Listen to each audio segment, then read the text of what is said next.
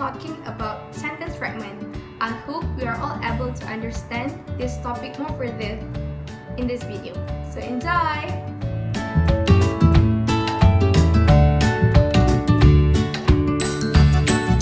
Assalamualaikum, hi. So for today I will be talking about the definition of sentence fragment. Okay, a sentence fragment is a group of words that resembles a sentence. It will begin with a capital letter and have an ending punctuation, but it does not express a complete thought. Okay, some fragments are incomplete because they lack either subject, verb, or even both subject and verb. Okay, the fragment that most students have problem with, however, are dependent clause. So, to make a complete sentence, we need to combine dependent and independent clause together. So, what is dependent and independent clause? Okay, dependent clause is a sentence that has a subordinate conjunction, subject, and verb. Okay, they may look like a complete sentence, but they do not express a complete thought. On the other hand, independent clause is a complete sentence that has subject, verb, and complement. They come in a complete sentence and they also express a complete thought. Okay, that's all for the definition. Then we'll move on to subordinate conjunction.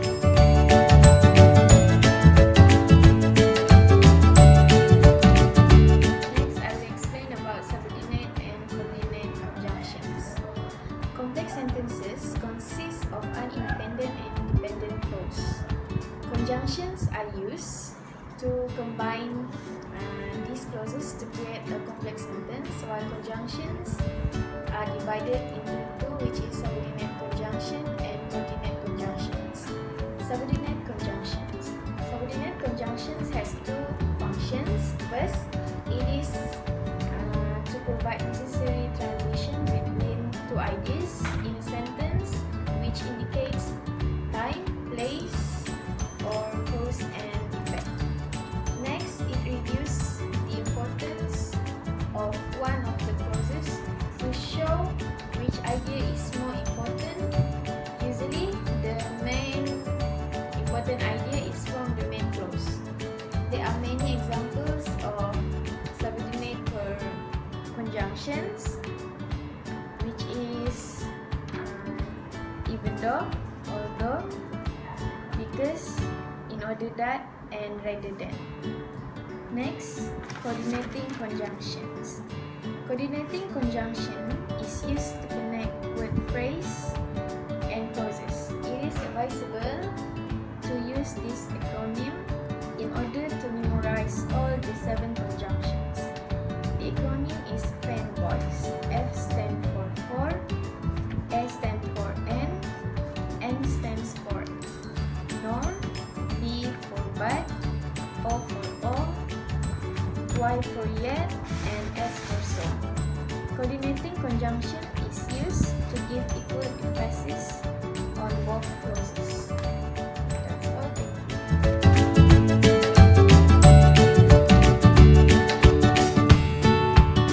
Next, I will be explaining on how to identify a fragment. There are 3 steps to identify a fragment. It usually starts with a capital letter. It is concluded with an end mark, a period, for example, or an exclamation mark, or a question mark. Next, it neglects to insert a main clause from the beginning until the end of the fragment. Then I will be explaining about the types of fragments. It is divided into 6 types. First, subordinate clause fragments.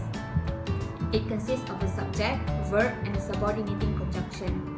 However, it cannot stand alone as a complete sentence because it does not express a complete thought. Next, participle phrase fragments. It usually begins with the verb plus ing or verb plus ed. For irregular verbs, irregular past participle will begin the phrase. Next, infinitive phrase fragments. Infinitive is used at the beginning of the fragment. Infinitive is a basic form of verb which does not consist of ing or ed, and the particle to is added before the infinitive. Then there is afterthought fragments. These fragments begins with the following transitions. For example, especially, for instance, like, such as, including, and except. Then, these transitions introduce good details as an afterthought for previous information, like the main clause. Then, lonely verb fragments. It occurs when you have a verb phrase with no subject. Usually, the subject is understood, however, it does not occur within the word group. The necessary main clause is missing. And the last but not least, a positive fragment. And a positive fragment is a noun or noun phrase that renames another noun right beside it. Because a positive does not contain main clause, it doesn't make a complete sentence. That is all from me. Thank you.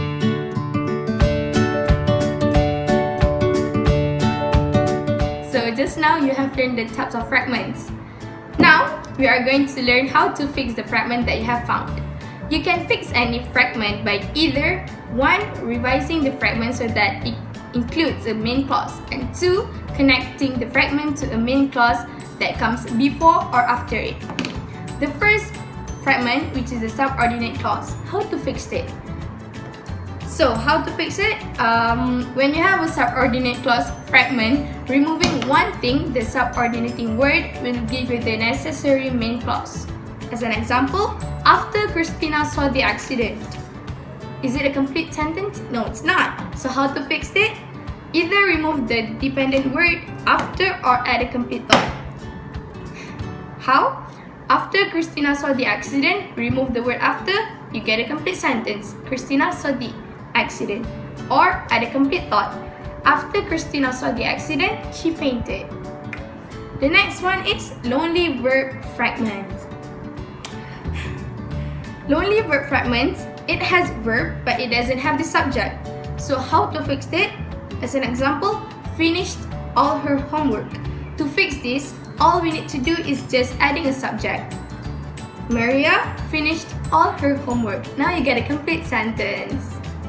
Next, fixing participle phrase fragments. One way to fix this is to add the necessary main clause. Here is such a fragment. Sunning themselves on the hot concrete until they heard human feet crashing down the sidewalk. Notice that you are not sure what species is enjoying the warmth. If you add this information and complete the verb, the problem would be fixed. The correction would look like this. The little lizards were sunning themselves on the hot concrete until they heard human feet crashing down the sidewalk. You get a complete sentence now. Next is fixing infinitive phrase fragments. You can convert an infinitive phrase fragment into a sentence by adding a subject and conjugating the verb. Take a look at this fragment. To catch the butterflies. Who catch the butterflies? So to fix this, you need to add the subject and conjugate the verb. Amber caught the butterflies at the park. See, Amber is the subject and caught is the verb. At the park is the complete thought. Okay? Now the problem is fixed. Next, fixing afterthought fragments. You can fix an afterthought fragment one of two ways. Okay, one option is to insert the missing subject and verb so that you have the main clause. This option only works best when you have for example and for instance as a transitions beginning the fragment. Take a look at this example. For example, leaky pens, candy wrappers, dollar bills, and paper clips. The simple addition of a subject and verb will fix this problem. For example, the desk drawer will contain leaky pens, candy wrappers, dollar bills, and paper clips. Or maybe you can attach the afterthought fragment to the end of the main clause. This option only works best when the fragment begins with except, excluding, including, like, and such as. Okay, next is the fixing appositive fragments. Appositive fragments contains a noun which can become a subject. So next, fixing appositive fragments. How to fix it? Okay, appositive fragments, you have two options when fixing an appositive fragment.